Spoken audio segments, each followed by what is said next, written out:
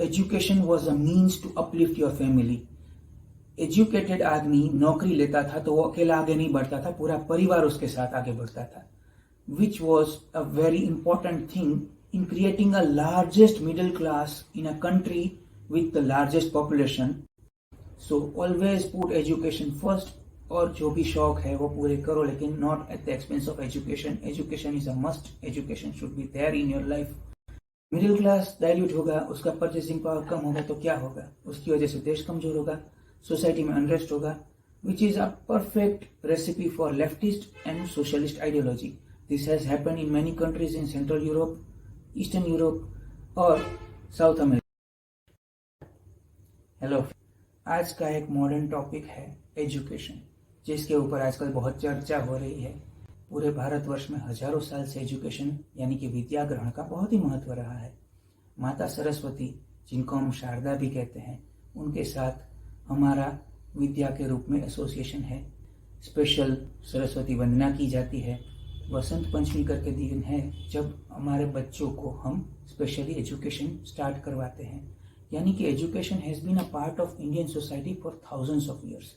पूरे भारत में लाखों गुरुकुल थे जहाँ पे विदाउट एनी बायस और एनी जेंडर डिस्क्रिमिनेशन सब लोग एजुकेशन लेते थे।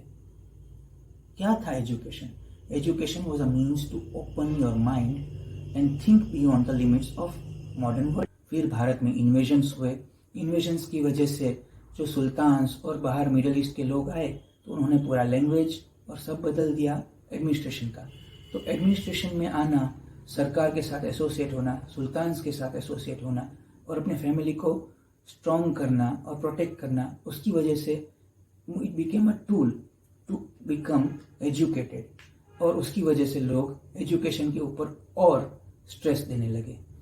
विथ टाइम पार्टीशन हुआ भारत का, और हमको पता है कि हमारे घरों में एजुकेशन का कितना महत्व था कि हमारे बड़े बुजुर्गों ने एक टाइम का खाना भी स्किप किया है लेकिन एजुकेशन लिया है।